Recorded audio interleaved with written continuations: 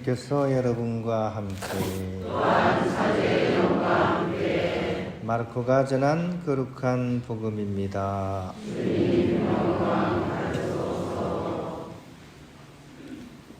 요한이 잡힌 뒤에 예수님께서는 갈릴레아에 가시어 하느님의 복음을 선포하시며 이렇게 말씀하셨다.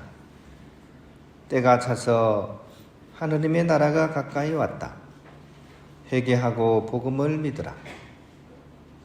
예수님께서 갈릴레아 호숫가를 지나가시다가 호수에 그물을 던지고 있는 시몬과 그의 동생 안드레아를 보셨다. 그들은 어부였다. 예수님께서 그들에게 이르셨다. 나를 따라오너라. 내가 너희를 사람 낚는 어부가 되게 하겠다. 그러자 그들은 곧바로 그물을 버리고 예수님을 따랐다. 예수님께서 조금 더 가시다가 배에서 그물을 손질하는 제베데오의 아들 야고보와 그의 동생 요한을 보시고 곧바로 그들을 부르셨다. 그러자 그들은 아버지 제베데오를 사꾼들과 함께 배에 버려두고 그분을 따라 나섰다. 주님의 말씀입니다. 행할입니다. 제가 아마 고등학교 때쯤인가 명확하진 않지만 저희 형님이 결혼을 했습니다. 그래서 형수님이 이제 집으로 왔는데 결혼을 하면서 혼수를 해가지고 왔어요. 그렇게 이제 특히 해오신 것 중에 제일 마음에 들었던 게 저는 저희 집에는 없었던 전축이었어요. 그 전에는 카세트 테이프 그거 듣다가 갑자기 집에 전축이 들어오니까 너무 신기하기도 하고 그래서 이제 음악을 이렇게 들었었는데 특히 아마 형수님이 듣던 것 중에 클래식 음악이 좀 있었던 것 같아요. 그래서 그 중에 제가 몇 개를 듣다가 아주 마음에 드는 것을 하나 이렇게 발견했습니다.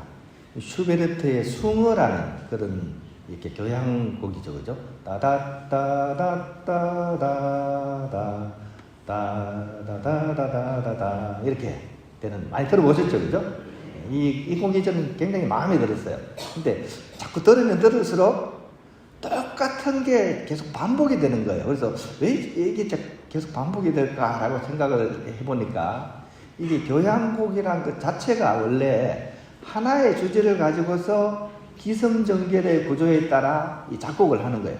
그래서 주제를 전달하기 위해서 이렇게도 표현했다가 저렇게도 했다가 어떤 때는 좀 이렇게 슬픈 곡조로서 연주를 하기도 하고 그 다음에 막 기쁨에 넘치는 곡조로서도 이렇게 연주를 하기도 하고 그렇게 구성이 되어서 주제를 전달하기 위한 목적으로서 그렇게 여러 가지 연주가 이루어지는 거죠.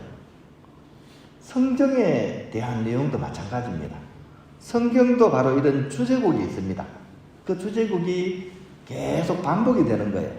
이 주제곡을 위해서 인류의 역사, 특히 이스라엘 백성의 그 역사, 또 하느님과의 그런 관계, 또 모든 사건들, 또 개개인의 어떤 체험과 갈등들, 또 감정들까지 바로 이 주제를 이렇게 알려주기 위해서 이렇게 연주가 되는 그런 방식입니다. 그러면 우리는 전체를 다 읽을 것 없이 이 구약과 신약의 전 구세사의 주제를 하나로 응축을 하면 뭐가 될까? 이걸 한번 생각해 볼 수 있겠죠. 그죠? 이 구약과 신약의 그런 모든 내용을 압축해가지고 딱 한 줄로 요약을 하면 뭐가 될까? 뭐가 될 것 같습니까? 그게 바로 오늘 복음에 나오는 말씀입니다. 요약을 하면 회개하고 복음을 믿고 나를 따르라 하는 그런 내용입니다. 회개하고 복음을 믿고 나를 따르라. 이것이 어떻게 보면 오늘 복음의 핵심어에 해당하면서 또한 구약과 신약 성경을 요약하는 그런 문구라고 하겠습니다.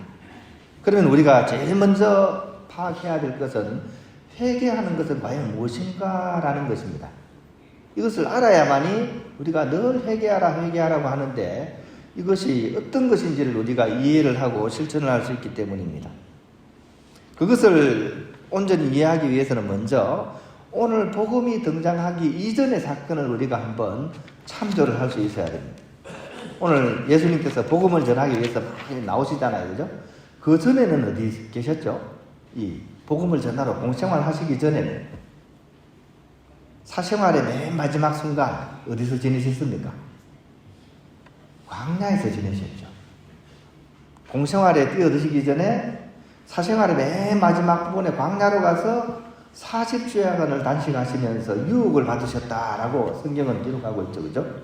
이 부분에 우리가 초점을 맞춰봐야 돼요. 과연 그곳에서 어떤 일이 벌어졌고 또 유혹을 받으셨다고 했는데 그 유혹이 어떤 유혹인지. 근데 놀랍게도 예수님께서 받으신 그 유혹은 우리가 일상 속에서 늘 받는 유혹입니다. 한마디로 요약하면 채우고 싶은 마음입니다. 우리 마음은 늘 굶주려 있습니다. 뭔가를 채우고 싶어 합니다.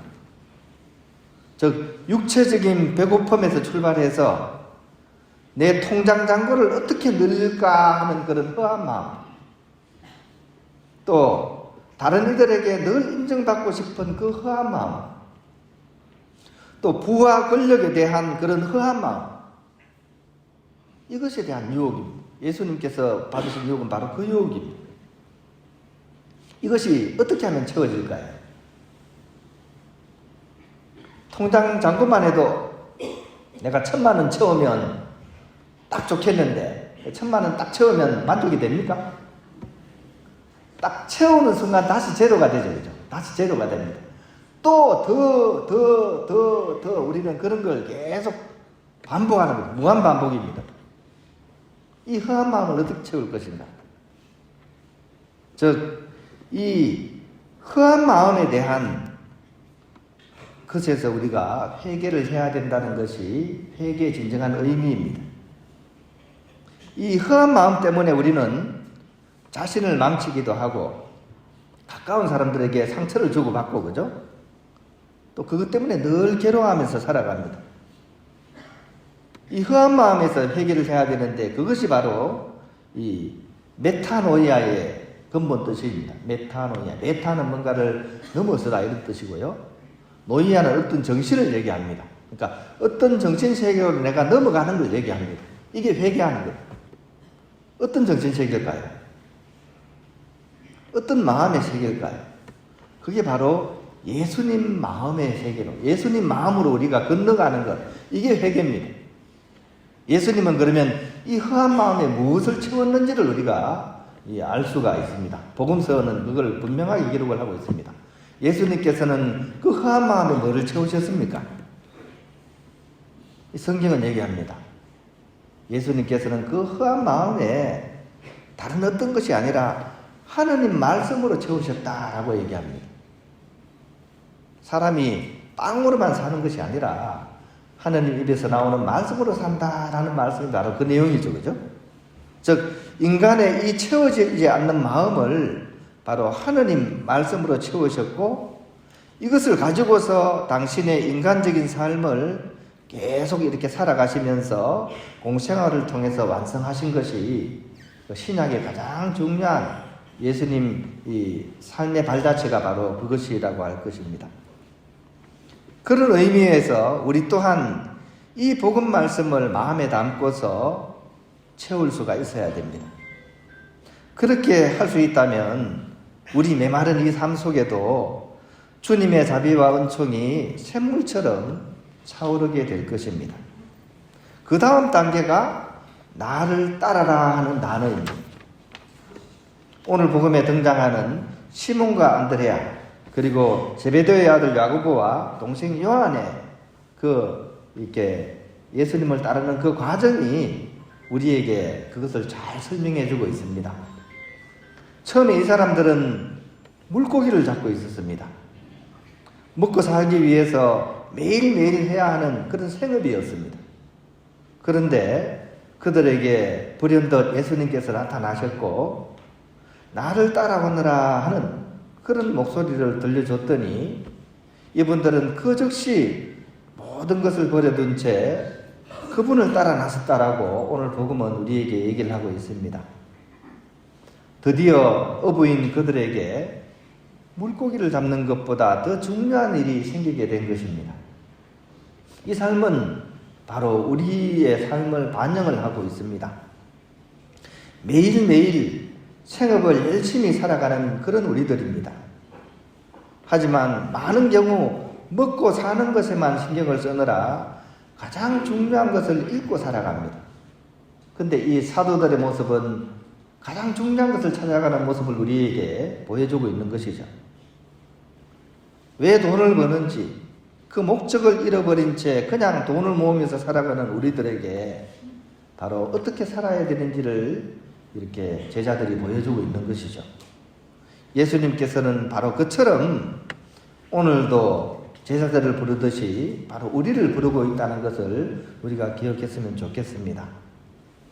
과거 제자들을 깨우쳐 주셨던 그 목소리를 우리에게도 계속 들려주고 계십니다. 우리의 그 허한 곳에, 그 허한 마음의 자락에 다른 어떤 것이 아니라 하느님을, 그리고 하느님의 사랑을 담으라고 우리의 마음에 당신 목소리를 들려주고 계신다는 겁니다. 지금까지 외면해왔던 그 목소리를 이제 우리는 들을 수 있어야 하지 않겠습니까? 진정 내 인생에서 가장 중요한 것이 무엇인지를 되돌아볼 수 있어야 되지 않겠습니까?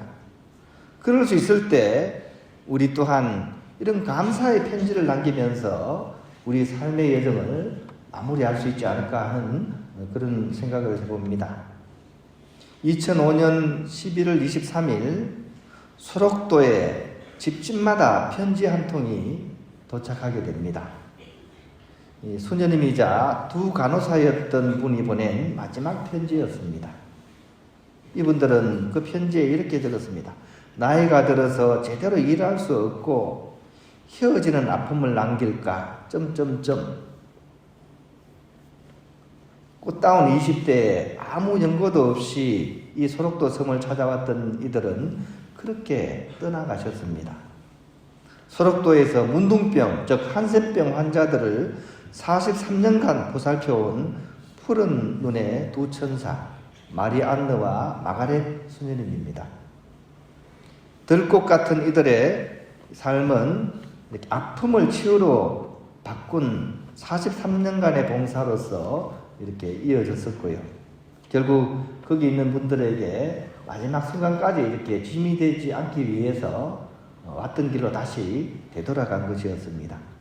이 삶을 어떤 사람은 사랑의 의인화라고 표현을 했습니다. 그러니까 사람 자체가 사랑이 되었다라는 얘기겠죠. 그죠?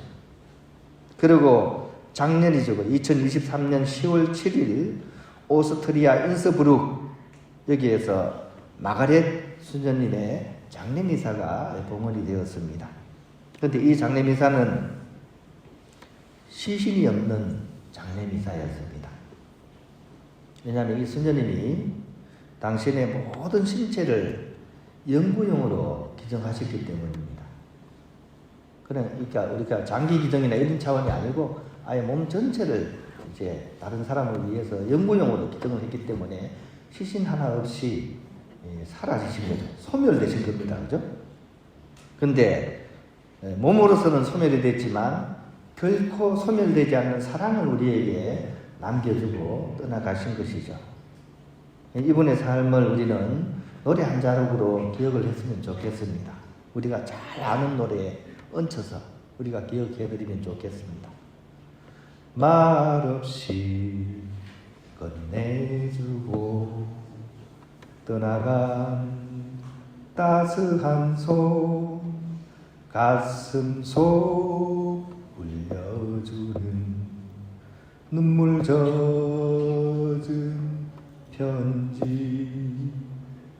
우리도 우리 삶의 마지막에 이런 편지를 남기고서 떠나가야 되지 않겠습니까?